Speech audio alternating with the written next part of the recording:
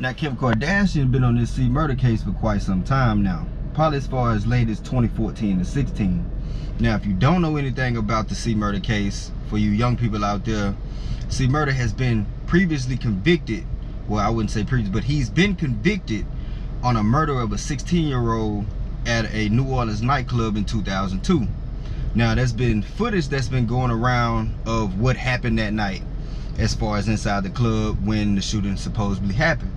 Now, I don't know if there was more than one incident that happened that night, but from the incident that you see on the footage, it's obvious that C Murder was a shooter of an incident.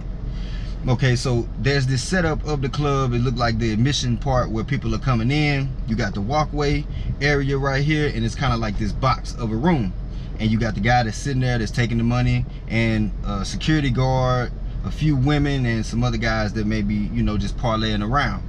And C Murder storms in the room in the front of the entrance admissions, and he's checking the security guard, but it looked like the security guard trying to check him, you know, to at least check with them at the front, to at least, you know, identify who he is. I'm not sure if he knew who he was or whatever. I'm pretty sure he probably did, but who knows, you know, he just working the security post. So he checking C Murder, and C Murder checking him back like, nigga, you better bag up, like, you don't know who I am, like, quit playing with me, you know what I'm saying? Like, getting on their ass, you know, for some odd reason. I'm not sure if anything happened previously before that or what, but he looking at him crazy like, buck if you want to. And he just proceeds down this hallway, I guess going into the club, but there's a guy before him that goes before him and goes down that hallway, and he kind of goes after a few seconds later. So you can tell the people that's at the front, the guy that's taking the money, the security guard, the women, and the few guys that's standing around, they're looking down the hallway, and there's obviously an altercation of some sort that's going on, because all heads turned down the hallway. So C Murder storms back to where they are at the front admissions, and he talking a little smack, and he zoomed back out the door. He doubles back about 2, 3, maybe 5 seconds later, spraying the whole front area right there with probably about 2 or 3 shots. Looked like he could have been possibly aiming at somebody, but I don't know if he hit his target or not. But it looked like he possibly hit somebody, you know what I'm saying? He was trying to hit somebody for sure. And so he leaves, and he doubles back and sprays again. So that's all that the camera footage really had seen. So Kim Kardashian gives us this update of, you know, what's been going on with this whole thing. And as far as my knowledge of what I've known is that over the years there's been, because, you know, Master P been vouching for him, C Murder, not C Murder, but Silk the Shocker, his brother, his nephew Romeo, you know, they been in great support for him over these years and trying to raise awareness as far as what's been going on with the case, because the case wasn't properly, I would say, investigated as far as, you know, ballistics, witnesses, testimonies, to be recanted, as far as, you know, digging into them to make sure that what they're saying is credible. None of that really went on with C Murder's case. They just kind of picked it out and said, hey, you was the shooter, you was there, you did this, we got the video, this is what it is, you know, he guilty. And unlike a lot of other states, but some states have now, along with Louisiana, they have this new 10-2 rule, to where, you know how you, like the YNW Melly case, you know, all 12 jurors have to agree on either you're guilty or you're not. You know, with Louisiana, they have the 10-2. So if there's 12 jurors and, you know, 2 of them saying that, no, you got 10 of them saying that you're not guilty and 2 of them saying that you aren't, they're going to go with the majority. You know, so that's helped a lot of people out lately as far as the laws changing. But this is what I want to say to Kim Kardashian. State of Louisiana is totally different from any state in this country, especially the judicial system. They'll give you life at 16 in Louisiana.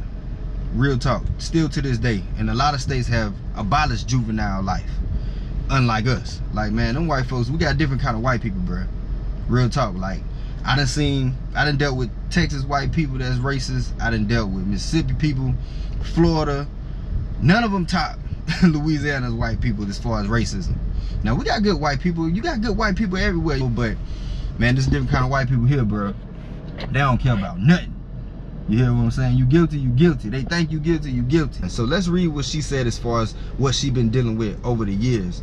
So she says, I wanted to shed some light on the case I've been working on for years, which she has.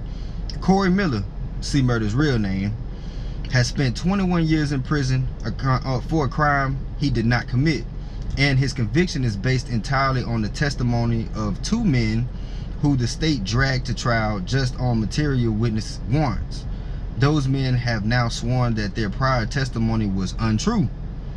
There is no remaining evidence that even suggests that Corey Miller is any more culpable than the hundreds of patrons who were at the Platinum Club on January 12, 2002 when Steve Thomas was tragically shot.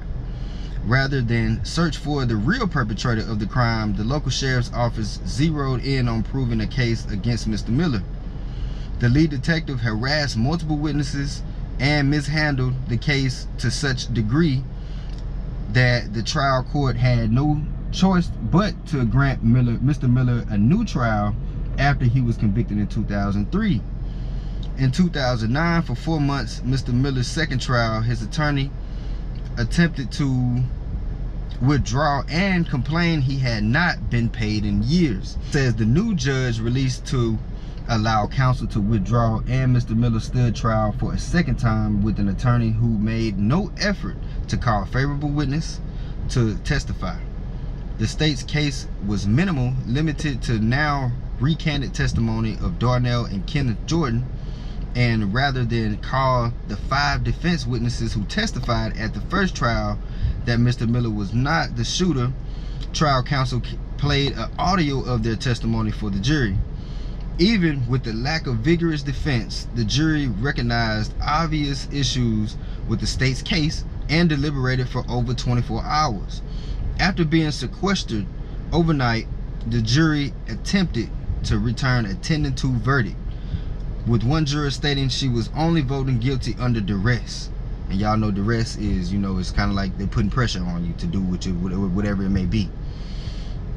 The court returned to the jury to deliberations, and the jury changed her vote from guilty under duress to guilty. The same juror spoke to the local newspaper the day after the verdict was confirmed that she did not believe she did not believe that the state proved Mr. Miller's was guilty, but voted guilty to end deliberation. Mr. Miller was convicted by a 10-2 verdict, which the state Supreme Court has since held violates. So, you know, like I said, they've changed these laws, and with this whole trial thing, man, with her coming out and making those statements, you know, all that stuff should have been investigated. It should have been a retrial all over again. You know, especially she's coming out and making a statement that she was under duress after the deliberations. You know, that's not a fair trial, I feel like. And they had men that's in prison, a man that's in prison in Georgia, I believe, that wrote up a letter to the courts, you know, stating that, you know, he was the shooter, he was there that night, you know, he admit to doing the crime, you know, blah, blah, blah, blah, blah. And they like, man, boy, we ain't trying to hear none of that. You in jail up over there for forever and a day. We ain't trying to hear that. So they just totally looked past that, and they probably looked into it maybe if they should have looked into it, you know, as far as the evidence to prove that he was there and all this different stuff. And they may have looked in it and seen that, you know, hey, bro, you know, you wasn't even over there during this time, you know. So that's the fight that she gonna have. That's the fight that y'all know Master P is a millionaire, Silk the Shocker, that are his brothers, you know, they have millions of dollars, they have influence. I'm pretty sure they didn't had some of the best lawyers to come in and, you know, come to his behalf as far as legal aid. But you're dealing with the state of Louisiana. It just ain't like no other. I'm trying to tell you, man. And I don't say that to make it sound bad or crazy or nothing like that, but it is what it is. I can't make this up. Look up the statistics. The people don't give a damn. The judicial system don't give a damn. Look at the crime, and look at the people that have to go under the harsh judicial criminal punishments that they receive from the state of Louisiana, bro. Real talk. But anyways, back to Kim. Kim, you're gonna have to go down there to Governor John Bel Edwards if you want to make things shake. You're gonna have to, because as far as dealing with them folks in Jefferson and Orleans Parish, I don't really know how they get down, but in Louisiana you got parishes that's cool, you know, they kind of lenient as far as on crimes and time, like Shreveport. You know, niggas damn near is damn near ruleless in Shreveport, because niggas feel as though they can do whatever they want to do, and the police enforcement isn't just there, so they just rough and wild, and the punishment from what they be doing, it really isn't much there, because the police is so short-handed. So versus a parish like Bossier, which is across the river, which is kind of like Jefferson and Orleans, they across the river from each other. Bossier Parish don't bullshit. Just like I was saying with how YNW Melly, co-defendant Bortland, was out on a $90,000 bond, when I know people of recent murders in Bossier Parish that got a $800,000 bond for one murder and an animal cruelty charge. So that's what I'm saying. I don't know what they got going on over there, but I know it's rougher over here. C Murder has been on hunger strikes to raise awareness for his case. He's helped a lot of other inmates out. You know, he's done a lot. And I feel like Master P has done all that he possibly could do. And there is a big possibility that he can get out now, because there's a lot of laws that's changing, and you know, Kim Kardashian is bringing awareness to these Louisiana laws and how wild and crazy that things are here. And it's a good thing. You know, it's gonna be definitely an uphill battle. So yeah, man, if you're a C Murder fan, man, be sure to repost Kim Kardashian's post, bring some awareness. It's rough in Louisiana. It's everything that people say it is. As far as the crime, the judicial system, the infrastructure, the opportunity, yeah, it's rough and wild, y'all. Usually New Orleans always make the top 10 of the list as far as the worst state as far as crime in America. But you know, within the past few years, all three major cities in our state, and y'all know we got a real small state that make up of Shreveport, Baton Rouge, and New Orleans, which is the biggest cities going on down other than Lake Charles. They all made the top 10, y'all. They all made the top 10 this year.